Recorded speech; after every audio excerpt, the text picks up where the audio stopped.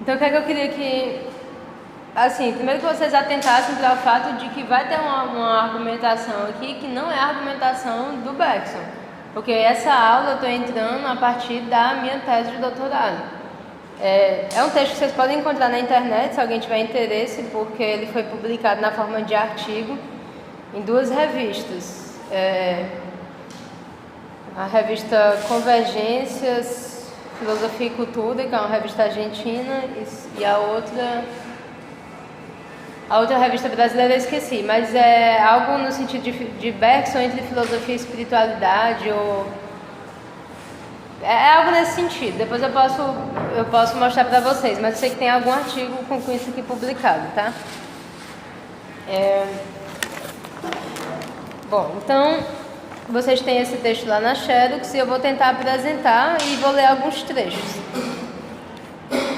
Eu não sei se vocês lembram que na aula passada a gente abordou algo no sentido da crítica que o Bergson faz ou da interpretação que ele faz da ciência moderna e de determinados pressupostos da ciência moderna, pressupostos de base materialista que são pouco questionados, tá certo? Então, como a gente vai abordar esse assunto? A partir desse meu texto, eu comecei a abordar esse texto na minha tese a partir de uma entrada diferente, que foi uma entrada partindo de um livro do Foucault chamado Hermenêutica do Sujeito, tá? Por que eu fiz isso? Eu vou explicar para vocês entenderem a relação que eu estabeleci no capítulo. O Foucault ele vai dizer que na modernidade a história da verdade começa a entrar no seu momento de esquecimento do cuidado de si. Então ele vai dizer, ele vai interpretar junto com Pierre Hadot, que a filosofia antiga é uma filosofia que é espiritualidade, e ele vai definir espiritualidade como uma forma de relação com a verdade, onde o sujeito só tem acesso à verdade se ele se envolver como sujeito, se ele se envolver existencialmente, se ele se transformar de alguma forma no seu ser de sujeito, tá certo? E que na modernidade isso se perde. Por quê? Porque a relação de um sujeito com a verdade é a partir daí uma relação de sujeito de conhecimento com a verdade. Ou seja, você pressupõe um método de acesso à verdade. Você está aí a partir de um desenvolvimento de uma perspectiva racionalista, você está meio que afunilando a noção de experiência, você está tomando o sujeito como algo dado, né? Você pode pensar em Descartes, por exemplo. Descartes vai fazer o quê? Descartes vai colocar a ideia do cogito como ponto de partida da filosofia, né? Só que ele não vai aprofundar esse cogito. Então, o que é que eu sou? Eu sou uma substância pensante. Ora, se eu já me encontrei enquanto ponto fundamental de articulação da filosofia, eu não tenho muito o que investigar.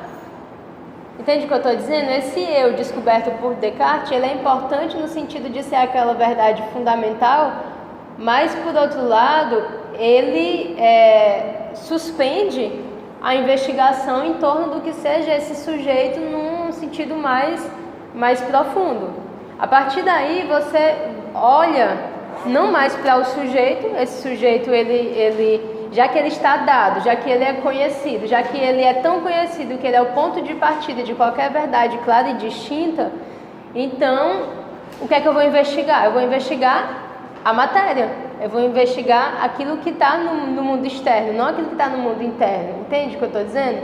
Então, a leitura que o Foucault faz, então, é que aquele ser, aquele sujeito que antes tinha uma prática de cuidado de si, ele esquece esse cuidado de si e a relação da filosofia se torna uma relação mais no sentido epistemológico mesmo, de conhecimento.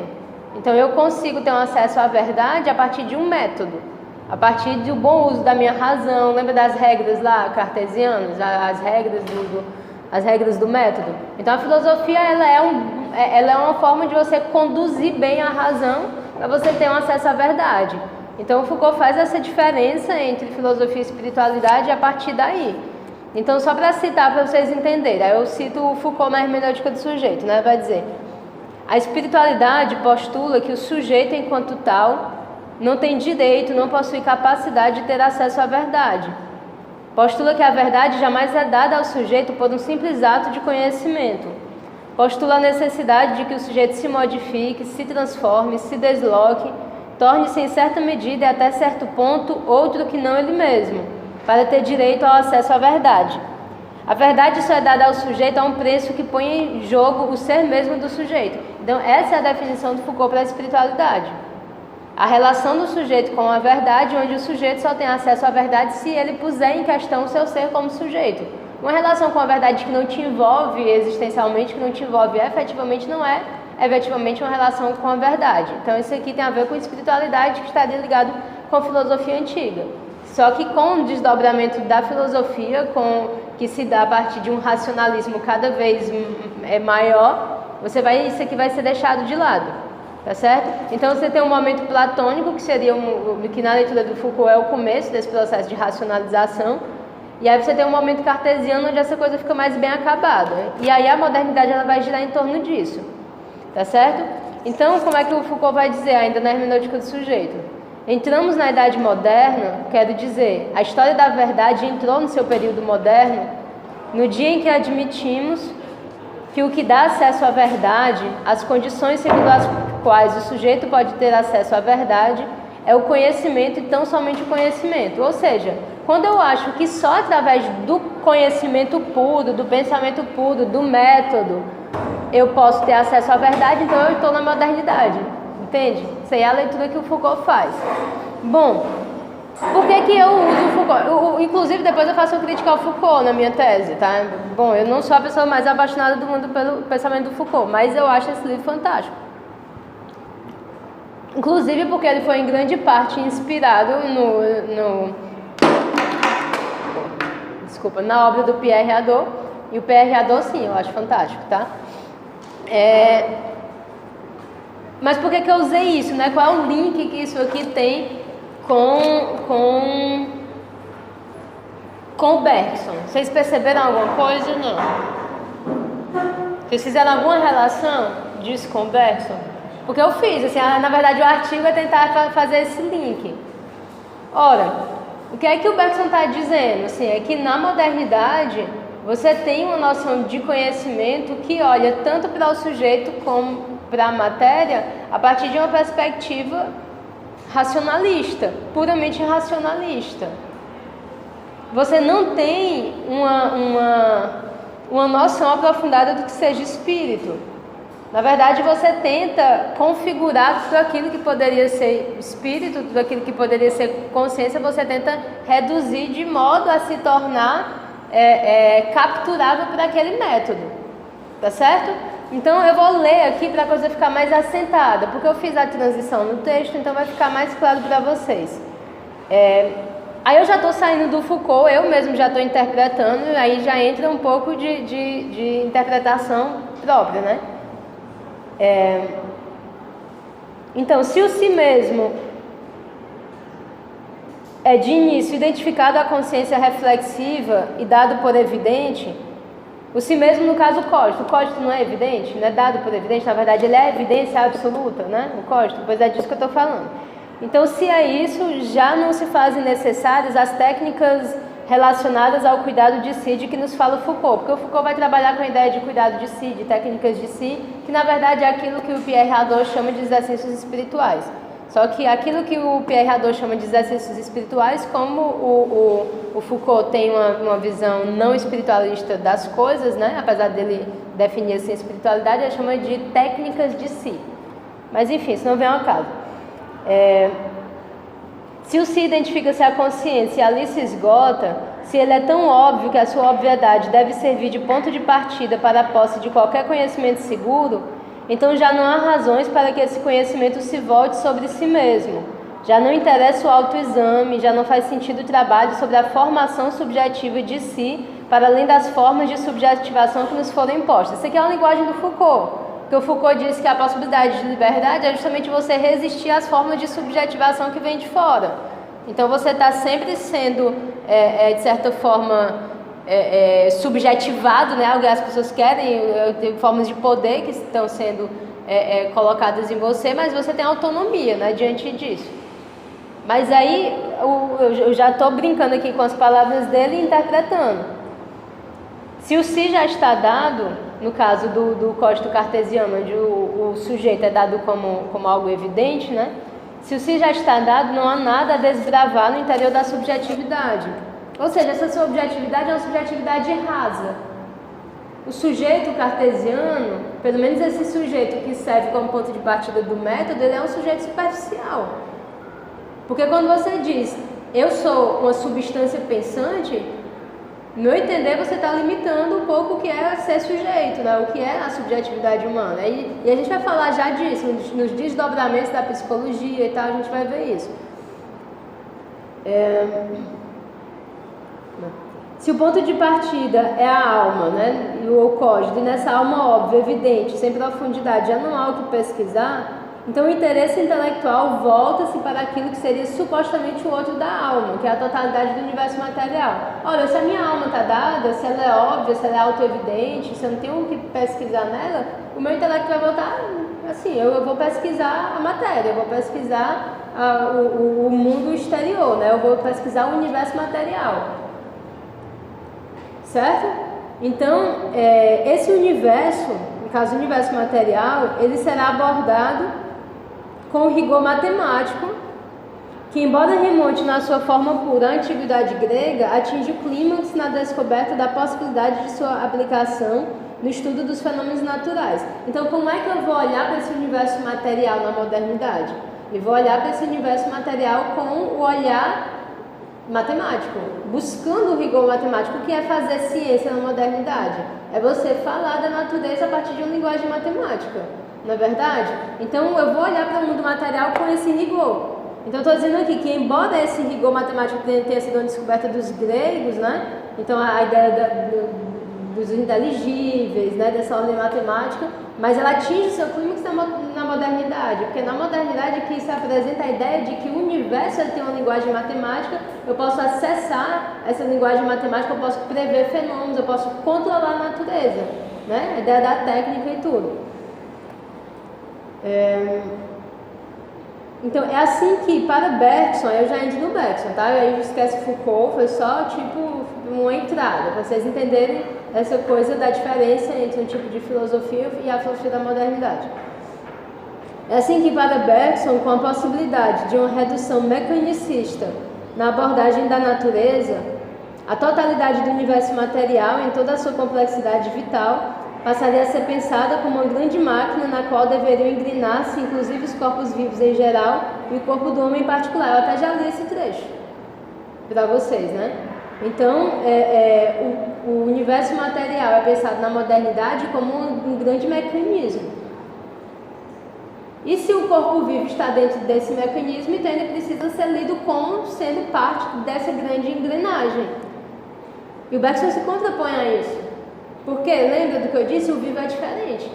Quando você bota o vivo nessa engrenagem, como se ele fizesse parte daquilo que pode ser lido mecanicamente, então você está comprometendo um aspecto essencial, certo? Então a biologia, mesmo precisando lidar com algo não redutivo à matéria, todo mundo concorda com isso, né? A biologia é o estudo da vida, tá? Então a biologia, mesmo precisando lidar com algo não redutivo à matéria, manteria sua filiação a esse instinto de precisão advinda do gênio grego. Aquele instinto de precisão, aquela busca de rigor. A ciência não é isso? Eu faço biologia, então eu quero esse rigor e tal. Você vai tentar buscar esse método rigoroso, porque é como se fosse instintivo. Eu faço ciência, eu tenho que buscar esse tipo de rigor. E é contra isso que o Bergson quer falar. Esse rigor ele é da ordem da matéria. Quando você quer levar esse rigor matemático para a ordem da vida, você está fazendo alguma coisa errada, né? Então também gostaria de, por intermédio da fisiologia, reduzir as leis da vida às da química e da física. Não é verdade? Você tem uma pretensão de reduzir o fenômeno da vida àquilo que é físico-químico. Quando você não faz uma diferença entre o que é o orgânico e o que é inorgânico, no sentido de que no orgânico aparece algo diferente, se você não entende que a vida pressupõe algo original, você vai tentar, qual é a forma mais simples de você interpretar, de você dar conta daquele fenômeno, é reduzir aquilo que você conhece, aquilo que você tem acesso, né? No caso, aquilo que pode ser medido. Então você vai sempre reduzir. É o que ele diz aqui. Gostaria de, por intermédio da fisiologia, reduzir as leis da vida, da química e da física, ou seja, indiretamente da mecânica. De modo que, definitivamente, nossa ciência tende sempre para o matemático, como para o ideal, visa essencialmente a medir. Eu estou só repetindo um pouco o que a gente já viu, assim, quase exaustivamente, né? Que é a ideia de que você tem uma coisa diferente, que é a vida, mas devido a uma ânsia de mensuração, de rigor, um excesso de racionalismo, né? Um certo êxito em relação ao método mesmo, você busca alongar aquele método para a alçada do biológico e depois do psicológico também, né? O embaraço do cientista frente àquilo que não é mensurável e que não se adapta muito bem ao método com o qual julga poder obter suas certezas, deve-se, entre outras coisas, à direção tomada pela ciência moderna, a partir do momento em que as cabeças pensantes da época se deram por satisfeitas com a obviedade do espírito e conduziram suas pesquisas para o estudo da matéria, retirando da matemática tudo o que pudesse dar para o conhecimento do mundo em que vivemos. É tipo assim, o método matemático é bom, ele me dá rigor, ele me dá precisão, então vamos usar até o final, vamos tirar dele tudo que ele pode dar. Foi basicamente isso. Então, nesse processo, você foi tentando jogar dentro desse método tudo que aparecia, tá certo? Só que aí apareceu um problema que ficou complicado você jogar nessa busca de rigor cientificista, que foi o problema da relação alma e corpo, tá certo? O Descartes foi quem abriu a filosofia moderna, né?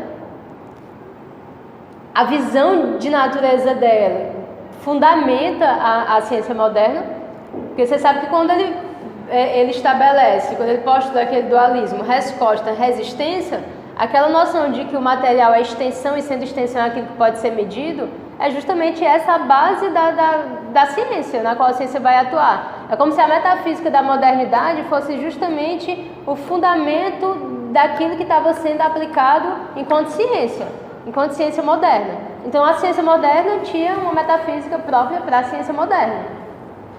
Agora, será que essa metafísica da ciência moderna, que era própria para a ciência moderna, realmente estava tocando algo para além do universo material? Tá certo? Essa é a questão. Então, o Descartes, ele mesmo estabelece como um problema a relação entre corpo e alma, ou seja, isso aqui é diferente, resposta, resistência. Só que no ser humano, por algum motivo que eu não sei explicar, de alguma forma que eu não sei explicar, a resposta se relaciona com a resistência. Não é isso que acontece com a gente?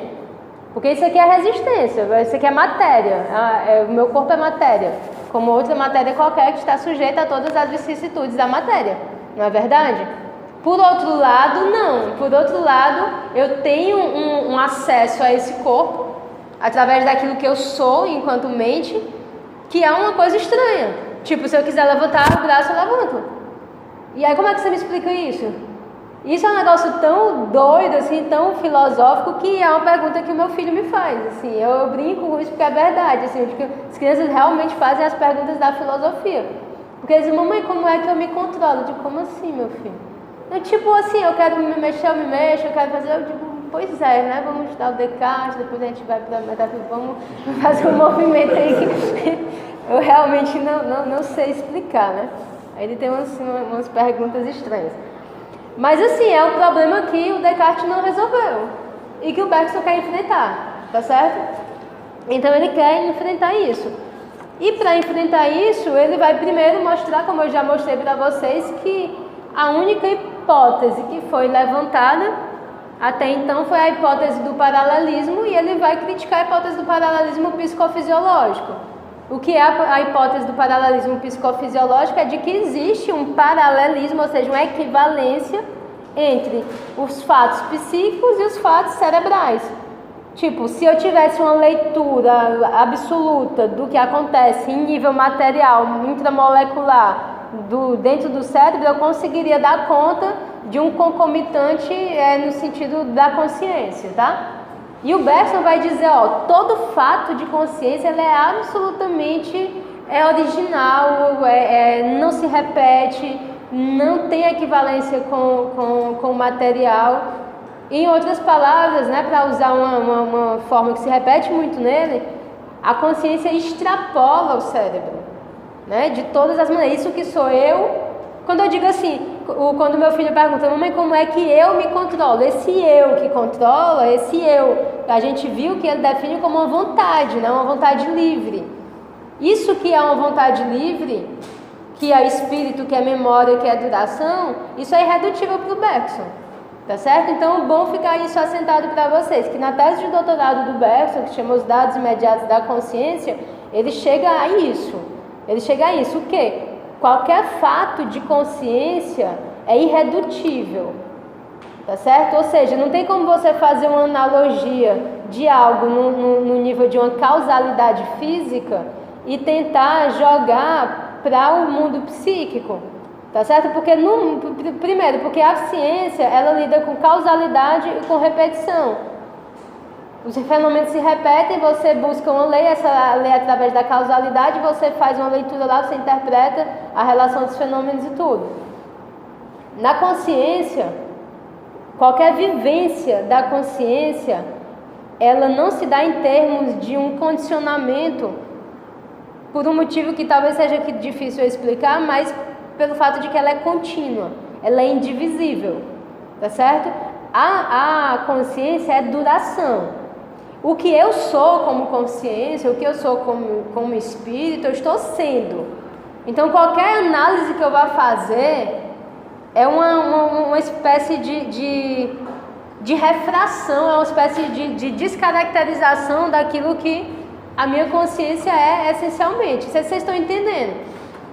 O único acesso que eu posso ter a isso que eu sou enquanto duração é um acesso imediato.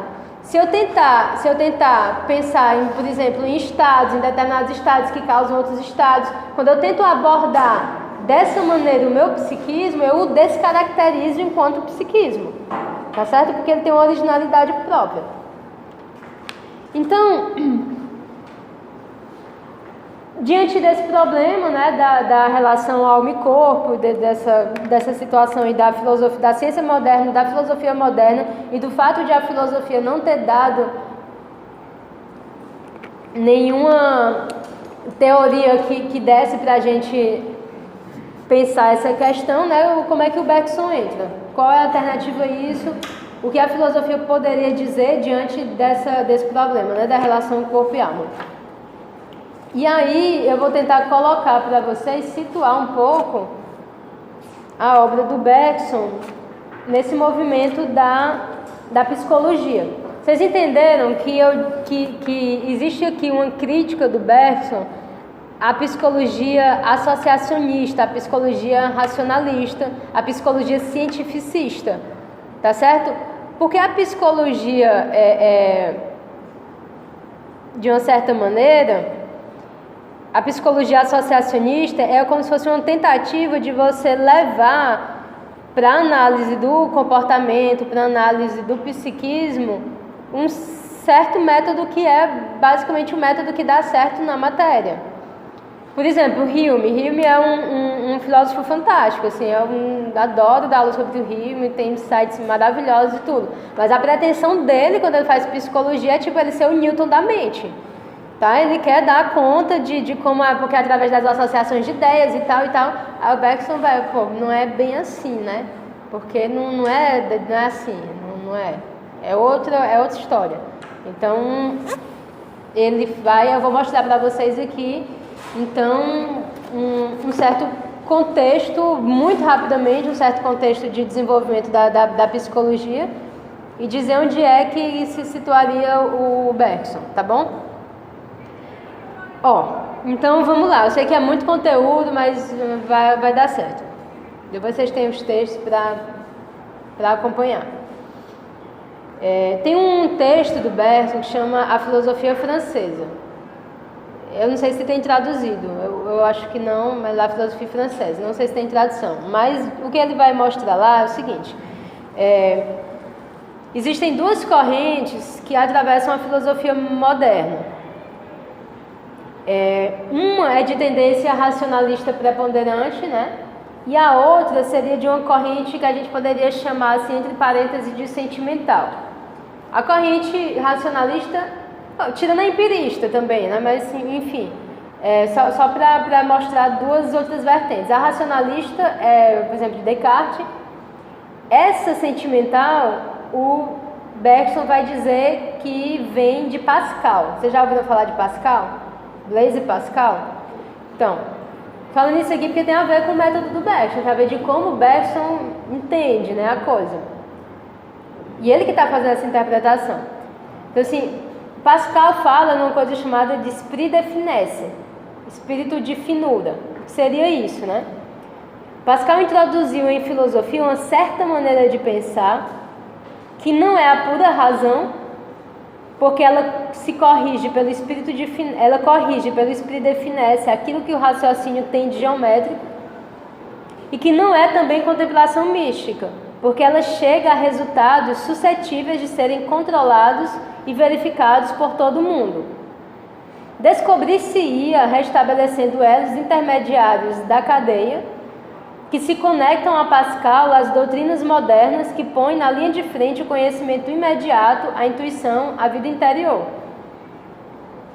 Então me parece que o próprio Bergson se colocaria aqui, sendo que o Bergson não é da modernidade, ele é da contemporaneidade, mas de toda forma tem uma linha de pensamento que não está abordando as coisas a partir de um racionalismo puro.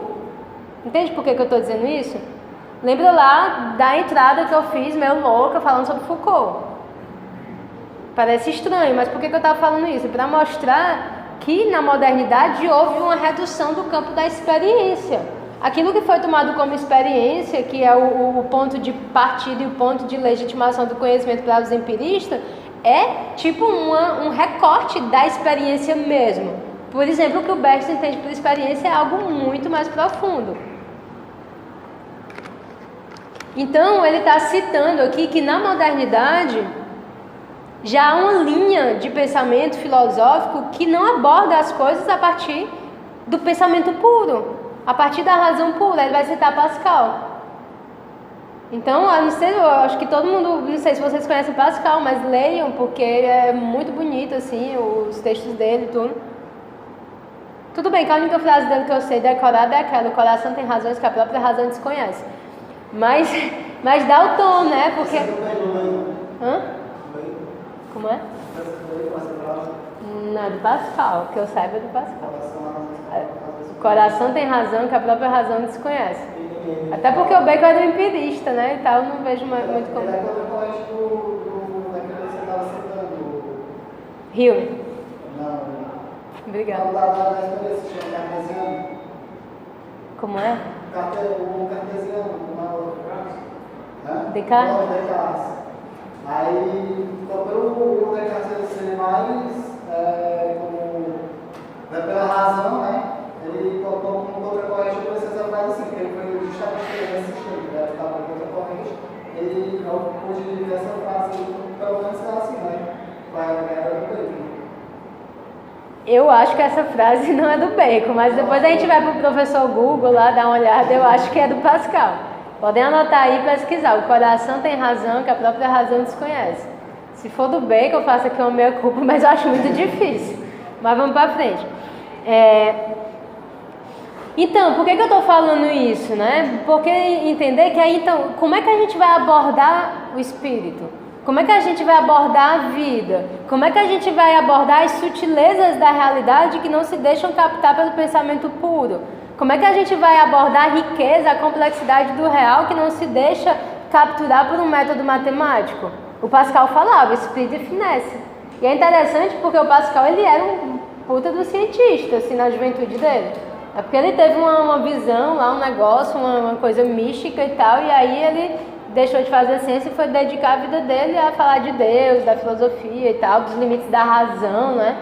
Então é bem interessante a vida do Pascal. Mas voltando para cá, entender isso, esse esprit de finesse é muito parecido com o que o Bergson chama de intuição. Tá certo? Olha como ele define aqui, né? Pascal introduz em filosofia uma certa maneira de pensar que não é pura razão. Por que não é pura razão? Porque corrige pelo espírito de finesse aquilo que o raciocínio tem geométrico. É razão, mas está corrigindo a razão no seu excesso de rigor. Certo? E que não é contemplação mística. Por que não é uma pura contemplação mística? Porque chega a resultados que podem ser comprovados pela própria ciência, pelos próprios fatos. Então eu estava conversando com o Matheus ali. O Bergson, ele está todo o tempo dialogando com a ciência. Não pensa que o Bergson é um cara que vai atropelar os fatos, não.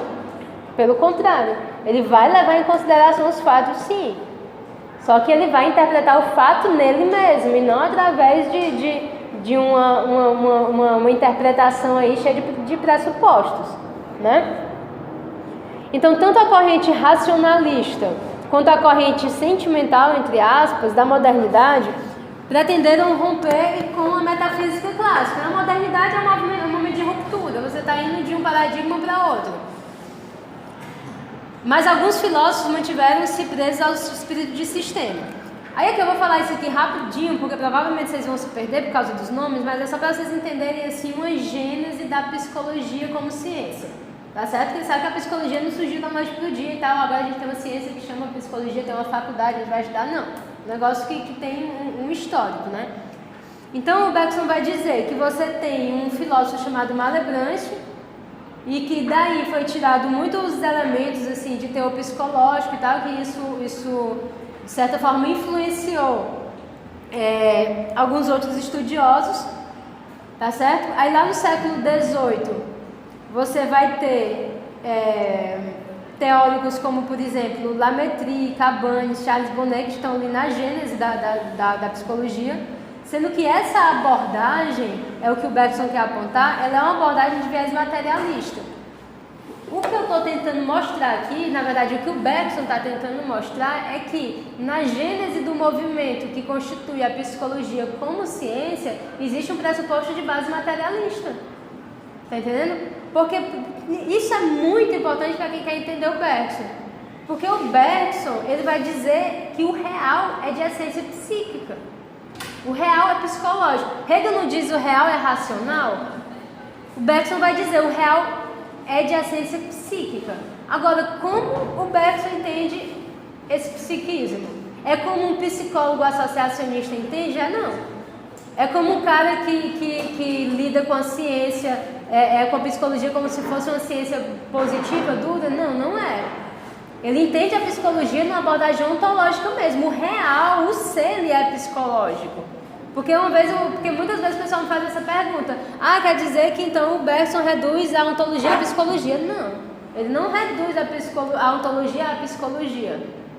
Ele entende a psicologia de maneira ontológica. É diferente. Tá certo? É diferente. É uma sutileza. Então ele vai mostrar que essa abordagem de viés materialista está na gênese, na origem da psicofisiologia que vai se desenvolver no século XIX, certo? Aí lembra da aula passada, eu até fiz a leitura. Então esses teóricos aqui, que se vocês estudarem psicologia, pegarem um manual de psicologia, vocês vão ver que estão na base do desenvolvimento da psicologia como ciência, né? Como é que o Bergson vai se referir? Eles levaram para a ciência do século XIX o que melhor podia utilizar da metafísica do século XVII. Ou seja, aquela metafísica cartesiana, aquela metafísica que vê o universo material como extensão, aquela metafísica que não faz a distinção do vivo, aquela metafísica que não enxerga as diferenças de qualidades, né? Essa metafísica é levada para a ciência do século XIX. Então eles vão nesse movimento, às vezes sem nem se dar conta, é o que eles chamam de metafísica inconsciente. Esses pressupostos, né, que os cientistas às vezes, porque eu estou falando de ciência, lembra que eu li essa citação? Eu disse, ó, uma coisa é um fato aqui. Eu disse, isso aqui é um fato, isso aqui é a interpretação do fato. Então, a psicologia como ciência, ela tem uma base materialista, que é o que o Bergson chama, inclusive, de uma ideologia reducionista. Tá certo? Aí você junta isso, ou seja, você junta uma psicologia que está se desenvolvendo, mas que está cheia de pressupostos de base materialista, com a descoberta a partir das observações clínicas, porque você tem uma psicologia que está se desenvolvendo de um lado e você tem do outro um movimento que começa a fazer observações clínicas a partir dos casos de loucura, das patologias, das afasias, dos casos de histeria. Não tem esse movimento? Que é o movimento que vai depois estimular o surgimento da psicanálise, tá certo? Então você tem essa psicologia se formando com uma base materialista. Aí você junta isso, uma observação clínica dos fenômenos mórbidos e psicológicos, isso vai levar à descoberta de profundidades psicológicas aí antes que não eram aventadas, e tá feita a ideia de inconsciente. E aí o Freud vai nadar nesse negócio aí e vai estabelecer a psicanálise. O que eu quero mostrar para vocês é que o Bergson está inserido aqui nesse movimento de uma maneira muito peculiar. E que se a psicologia hoje em dia está pensando em dar um salto para sair de uma psicanálise que talvez não dê conta de tudo, porque reduz tudo a sexualidade, ou sei lá o quê, e começa a entrar aí numa coisa de levar em conta o espírito, não sei o que, psicologia transpessoal e tal, assim, ó, que é um negócio muito mais rigoroso do ponto de vista do fundamento, vai atrás do Bergson. Porque o Bergson viu o surgimento da psicanálise, só que ele disse, ó, não é por aí. Não é por aí, porque a base dele desde sempre é espiritual, assim, desde sempre. Ele parte do espírito, o ponto de partida é o espírito. Então, quando ele vê a coisa sendo desenvolvida no sentido de falar do inconsciente, mas falar do inconsciente como uma estrutura, como uma coisa, aí... Enfim, mas ele vai levar em consideração todo esse desdobramento, tá? Inclusive, o Bergson aborda a noção de inconsciente. Claro que não é o inconsciente freudiano, mas a ideia que aparece lá no Matéria e Memória é uma noção de inconsciente. Inclusive, tem um professor de vocês que vai trabalhar isso no doutorado, pelo menos até agora, se ele não mudou de ideia. O Romer vai estudar sobre a noção de inconsciente no Bergson, não sei o que e tal. Vou trocar umas ideias com ele. Mas que tem isso, né? Dá para abordar isso com o Bergson. Então, como foi que eu coloquei isso aqui? Só lendo para assentar um pouco melhor, né? Então, paralelamente ao método de observação interior e observação dos fenômenos normais, a psicologia irá se desenvolver a partir da observação clínica dos fenômenos mórbidos e patológicos. Esse tipo de psicologia, que fora preparada pelos alienistas franceses da primeira metade do século XIX e mais tarde representada também na França por nomes como Charcot, Ribot, Pierre Janet, Georges Dumas. Isso aqui é da onde veio o pensamento de Freud. Freud foi aluno, Freud frequentou a escola francesa e tal, né? Acabou conduzindo à descoberta de regiões insuspeitadas do espírito. Olha aí, ó. As análises clínicas, através... Pronto, basta você analisar qualquer caso patológico e tudo, você vai ser levado aí para uma ideia de subjetividade que extrapola aquela psicologia racionalista rapidinho, né? Então, daí está surgindo a psicanálise. Ora, Bergson se insere de um modo particular nesse movimento, notadamente por meio de suas primeiras obras, analisando o arsenal psicológico de seu tempo, revisando quase toda a literatura contemporânea a esse respeito. Bergson responderá à teoria em voga do associacionismo com tese explicitamente espiritualista desenvolvida no ensaio sobre os dados imediatos da consciência. Depois eu mostro para vocês como foi que o Bergson também saiu de uma perspectiva científica para os dados imediatos da consciência, que foi o primeiro passo dele como filósofo, tá? Porque ele era um matemático, ele era um cientista. Na verdade, ele foi dizer que ia fazer filosofia para o professor dele, professor de matemática. O professor ficou chateado, né? Ele disse assim, olha, se você for um matemático, você vai ser um grande matemático. Mas se você for um filósofo, você vai ser um filósofo qualquer. Filósofozinho meio boca. cara disse, então eu vou ser um filósofo qualquer. Tá? Aí foi no movimento, né? Posteriormente, considerou também os estudos alemães, né, que é o desdobramento da psicanálise, chegando a conclusões distintas daquelas a que chegariam os discípulos de Freud. Então, é possível você fazer um estudo comparativo da psicanálise com o Bergson? Só que os resultados são diferentes, assim, porque os pressupostos são diferentes, a base é diferente, né? Então, as teses apresentadas em Matéria e Memória distinguem-se, pois, tanto da psicologia científica, que se limita aos estados superficiais da vida psíquica, quanto da corrente que desembocará na psicanálise, a qual, embora aprofunde o horizonte psíquico do indivíduo, subtrai dele a parcela de liberdade que Bergson já estabelece como característica própria da vida interior no seu ensaio. Então, assim, na primeira obra do Bergson, ele já encontra ali a liberdade. Essa consciência é liberdade, essa duração é liberdade, esse eu é livre, essa vontade é sui generis, ele já parte daí, tá certo? Porque ele chega aí também, não é que ele parte daí, mas ele tem isso como uma experiência imediata, ele tenta mostrar isso, tá certo? Então, o Matéria e Memória é um dos livros mais conhecidos do Bergson, mas também é um dos mais complicados, tá? Então, eu nem sei se a gente vai trabalhar esse livro aqui, eu trabalhei no semestre passado nessa disciplina, mas, de toda forma, nessa conferência, nessa crítica que ele faz ao paralelismo psicofisiológico, ele mostra as teses do Matéria e Memória, tá certo? Então eu vou falar para vocês, assim, muito en passant, muito rápido, uma coisa que está muito mais desdobrada nessa obra, que é uma obra de mais fôlego, tá? Mas o que eu vou falar aqui, eu vou falar porque já aparece na conferência.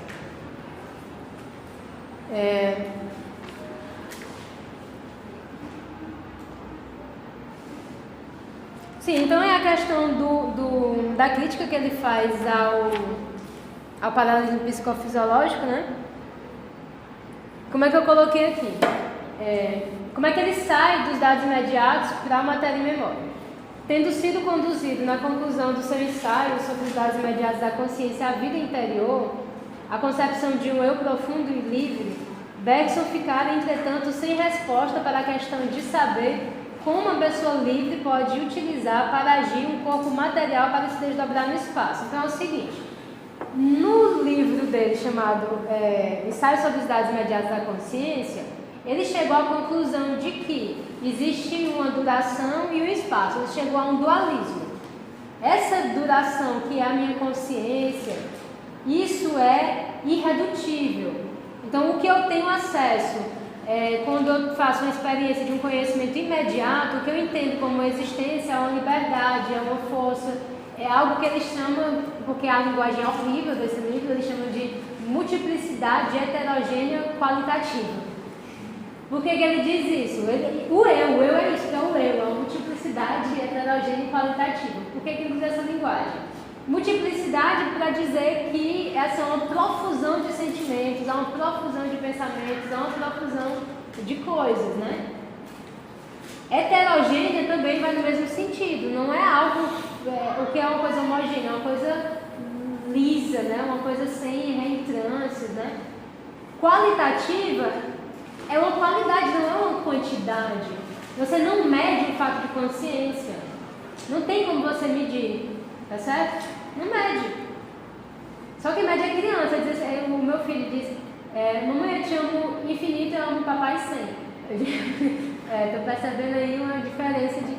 Mas às vezes a pessoa diz, mamãe, tu me ama quanto? A gente sabe que não dá pra medir, né? Nada que tenha a ver com sentimento, que tenha a ver com nada que seja um fato psicológico, tá na ordem daquilo que pode ser medido.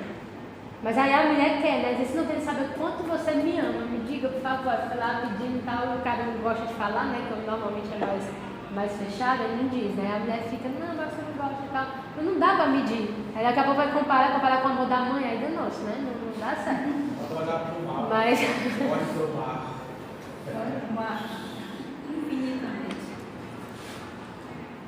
Só que ele chegou a essa ideia, né, de que existia esse eu e tudo, e ele não entendeu, naquela ocasião, como que esse eu livre se insere no universo que é material. Porque lembra o que foi que ele disse? Ele disse, de um lado você tem um determinismo, você tem um universo de ordem material, onde tudo é determinado, onde tudo pode ser medido, você tem a matéria. Do outro lado você tem a consciência. E a gente definiu aqui, através do ensaio dele, né, que a vida é uma inserção da liberdade na matéria. É o espírito se valendo da matéria para agir no mundo, para se inserir e tal. Mas aí como? Como que se dá isso? Como que a liberdade se insere na matéria? Quem está perguntando mesmo é tipo, como danado o espírito se utiliza do cérebro para se expressar? Como é que a gente usa essa máquina que é o corpo humano para expressar a consciência que nós somos? Ele está fazendo essa pergunta dura mesmo. O que é isso, cara? O que está acontecendo agora?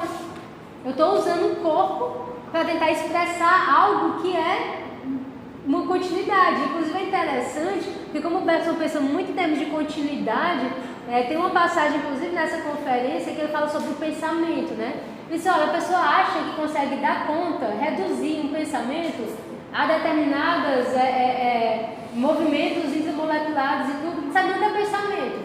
Porque um pensamento é diferente de uma ideia. A ideia já é é como se assim, o pensamento virasse sobre si mesmo e parasse. Porque o pensamento é um contínuo. O que eu estou fazendo aqui é tipo, vai tentar dar conta de alguma coisa que eu tenho, que eu trago assim, de leitura e tudo. E se alguém entrar ali, se alguém falar um negócio, destrumbelha tudo.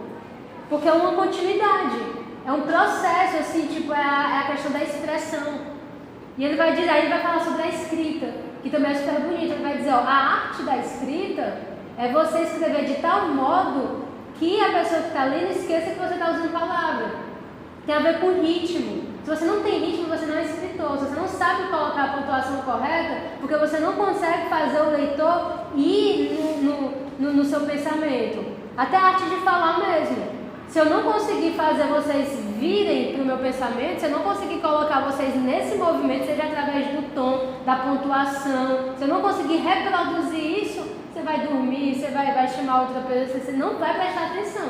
Eu não vou conseguir seduzir, eu não vou conseguir fazer com que você se coloque em sintonia com o meu pensamento.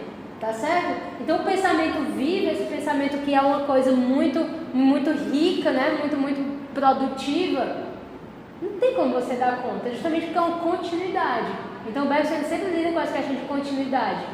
Então a nossa psique, ela é uma continuidade, ela é indivisível. Nós somos uma melodia inconclusa. Toda vez que você para fazer uma autoanálise, pronto, agora eu vou fazer toda uma retrospectiva da minha vida, você já está agindo sobre si mesmo, você já está se modificando nesse próprio ato de parar. Entende como é louco? Que não há pausa, não há como você parar o movimento da consciência, tá certo? Então é disso que a gente está falando. Então como é que essa liberdade vai se inserir sobre a matéria, né? Então esse é o problema de matéria e memória. É, pois, o problema da relação entre corpo e alma, ou o problema da inserção do espírito na matéria, que Bergson aborda nessa obra. E o faz lidando com os fatos clínicos, estudando as doenças mentais, mais especificamente as afasias, dando-lhes, porém, uma explicação distinta daquela fornecida pela escola associacionista. Repetindo o que a gente já viu na aula passada, que tem no texto, para ficar mais assentado. Empreendendo um novo exame da hipótese das localizações cerebrais, reinterpretando a psicopatologia dos distúrbios da linguagem do reconhecimento, Bergson irá refutar a hipótese do paralelismo psicológico no seu próprio terreno, ou seja, utilizando-se dos mesmos fatos clínicos que supostamente o confirmariam. Para Bergson, o exame dos fatos conhecidos, depurado de ideias preconcebidas, o exame atento da vida do espírito e de seu acompanhamento fisiológico sugere que há infinitamente mais numa consciência humana do que no cérebro correspondente. Então, lembra que eu falei na aula passada, o Bergson estudou a questão das supostas localizações cerebrais, que foi o resultado da análise do cérebro de determinados indivíduos que eram portadores de distúrbio da linguagem. Os neurologistas da época interpretaram aquilo como sendo o fato de que a lembrança estava localizada no cérebro, e o Bergson disse, ó, não é isso, não é isso. Eu estou vendo que esse indivíduo tinha afasia e que ele tinha uma lesão na terceira circunvolução cerebral. Não significa dizer que a lembrança estava ali e que a lembrança foi destruída. Significa dizer que foi destruída a capacidade do cérebro de evocar lembranças. Então eu falei para vocês que essa diferença para o Bergson era fundamental, porque ele refutava a hipótese da localização cerebral. Se a lembrança não está localizada no cérebro, certo? Por que a lembrança não está localizada no cérebro? A lembrança é memória. A memória é o espírito. O espírito não está em lugar nenhum. O espírito é. Se você diz que a memória está no cérebro, você mesmo que está dizendo que o espírito cabe no seu cérebro. Assim, tipo, que ele está localizado aí. Entende? Contra tudo isso que o Bergson fala. Então, a hipótese de um transbordamento da consciência em relação ao organismo é constante em Bergson e perpassa toda a sua obra. Por isso mesmo, ele combate reiteradamente a hipótese paralelista que torna equivalente o mental ao cerebral.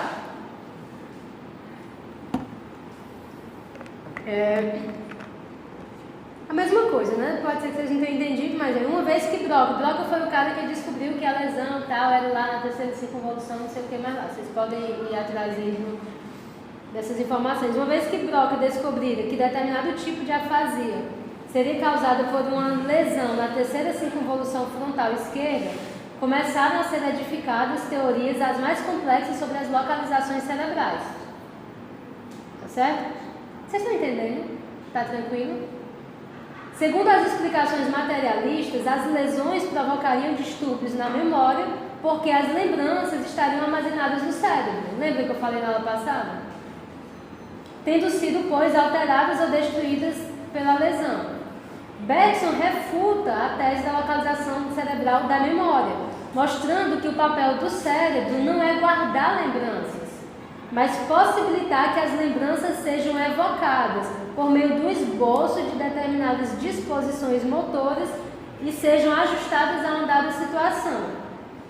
Então isso é o que vai aparecer no Matéria e Memória, que eu juro a vocês que eu não tenho como dar conta agora, mas talvez depois.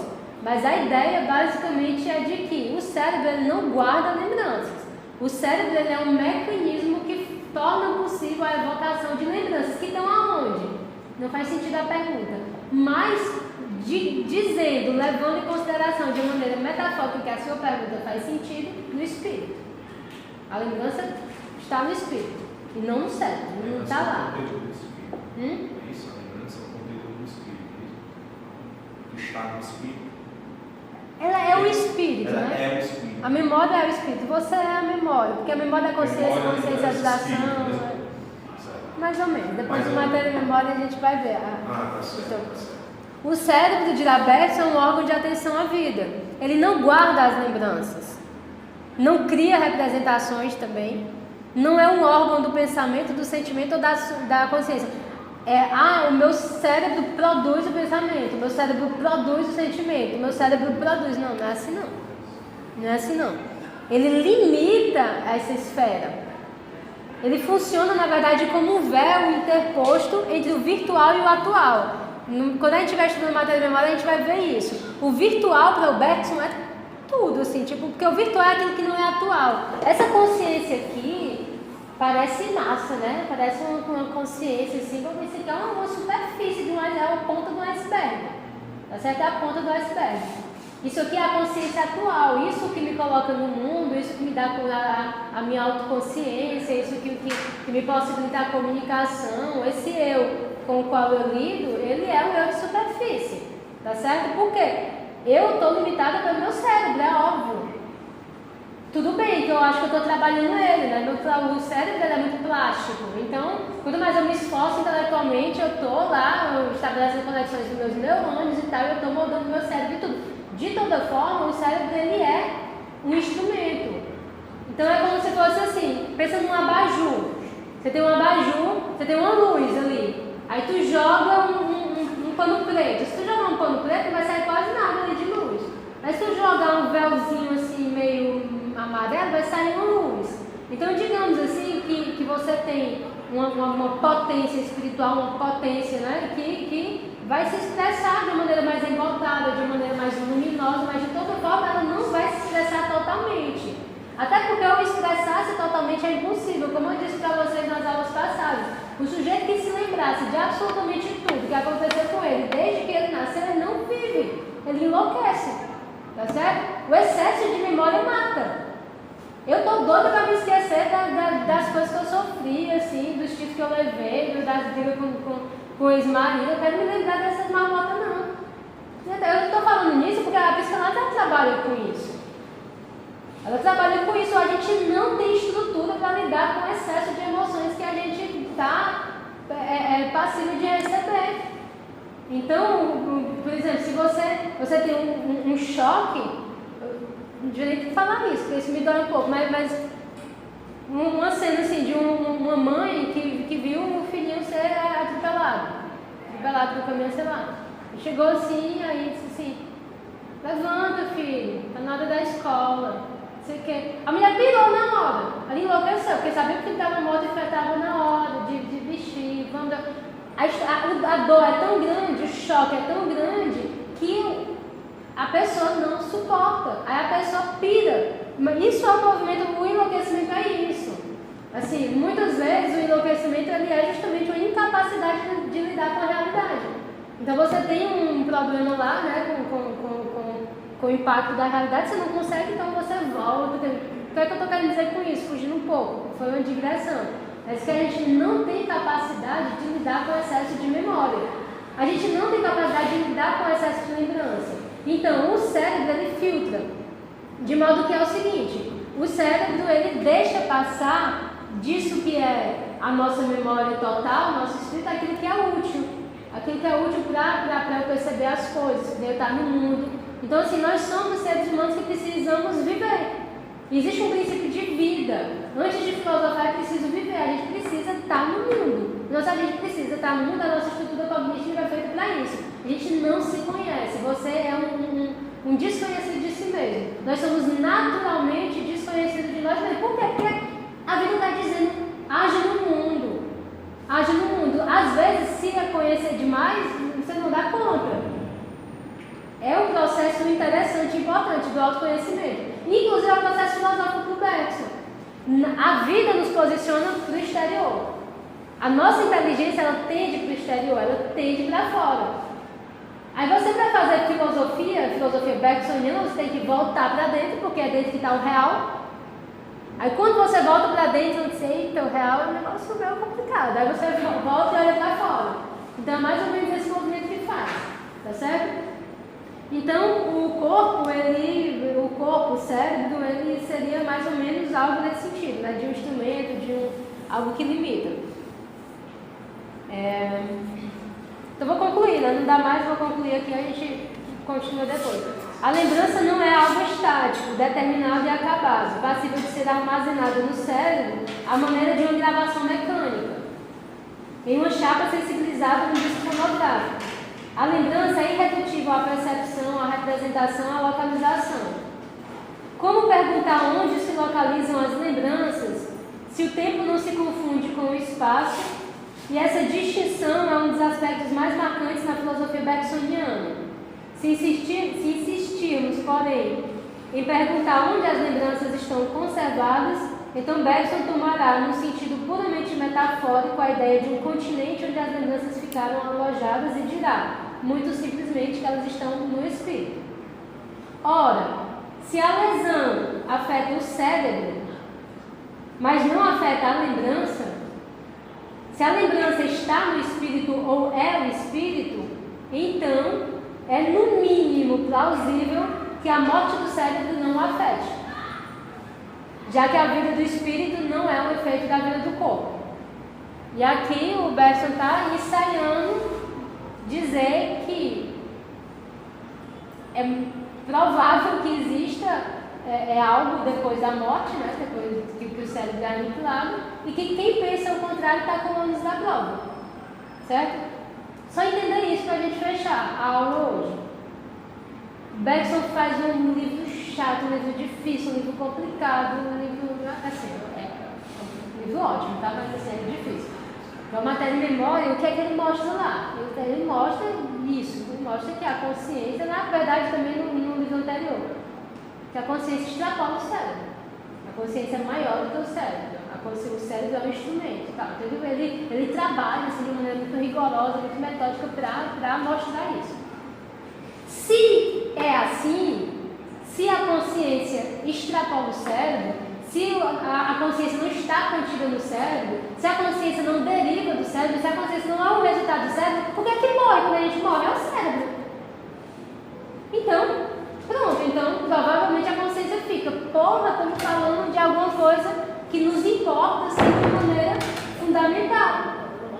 basta lembrar daquela primeira conferência que eu disse, né, o que o Batson falava. A gente foge dos problemas. Mas quais são os problemas que realmente nos importam? Quem nós somos, de onde nós viemos, para onde nós vamos. Então o que ele está falando aqui? Pô, imortalidade da alma. Entende? Então é isso, eu acho que estamos batendo aí para começar outra aula. Anota a dúvida, na próxima aula a gente continua, tá?